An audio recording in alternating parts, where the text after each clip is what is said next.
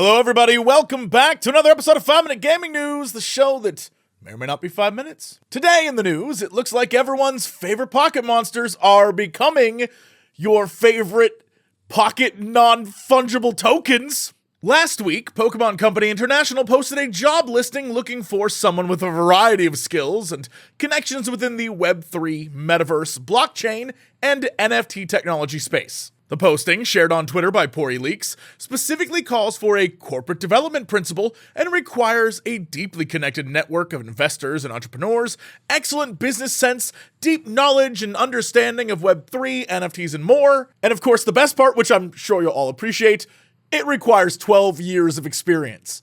12 years! I don't think this technology was around 12 years ago. Not only that, it's just a crazy amount of required time to work anywhere to be well situated for a position like this. Oh yeah, and the last thing required for the job, a strong personal interest in Pokemon. Cute. I mean, sure, yeah, glad that's at the end. It's like a list of ingredients, and the last one is always the least amount.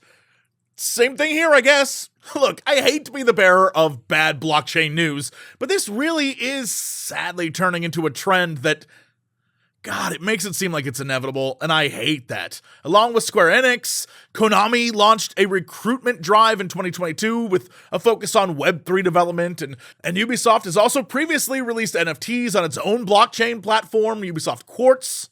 Hell, even Sesame Street is doing it now. Like, I get as a company trying to invest your money in something that seems new and futuristic and trying to keep up with trends and trying to be on the forefront of what might be coming down the pipeline, but this ain't it, y'all. Just look at the general population and their reaction to it. Go anywhere, the vast majority of people are like, nah, this is trash. But I'm telling you, all they see are dollar signs and all they hear are crypto bros telling them they're gonna make money. And so they do stuff like this, and it's stupid. And here we are, still reporting on it. It just won't go away, and I'm not going to stop until it does. In other news, we've got a little bit more information on what's going to happen with Naughty Dog in the future. Because while they've already said that they've shelved Uncharted for the time being, the question has come up, what about Last of Us? And in a recent interview with Kinda Funny, Neil Druckmann stated, I know the fans really want Last of Us Part 3. I hear about it all the time, and all I can say is that, look, we're already into our next project, so the decision has already been made. I can't say what it is, but that's the process we went through. There was a lot of consideration of different things, and we picked the thing we were most excited for. And good on them. Naughty Dog has made some pretty great franchises over the years, and it's nice to see that they're potentially putting their energy into someplace new. At least that's what I hope, right?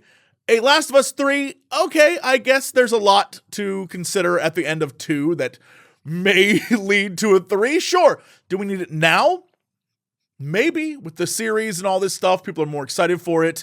They would sell a lot of copies, but boy, would it be nice to get something new. You know what I mean? Uncharted was great. Last of Us was great. What else could they come up with? I'm excited to see what it could be. And, you know, new is good.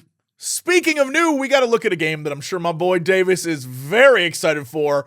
A new Hyperlight Drifter. But this one is called Hyperlightbreaker. It's the follow-up to 2016's Drifter, which apparently takes place in a shared universe with 2021 Solar Ash, and so through the gameplay trailer, we're presented with the promises of infinite open worlds, endless loadouts, and plenty of death, which reminds me of the phrase Deathloop famously coined, if at first you don't succeed, die again.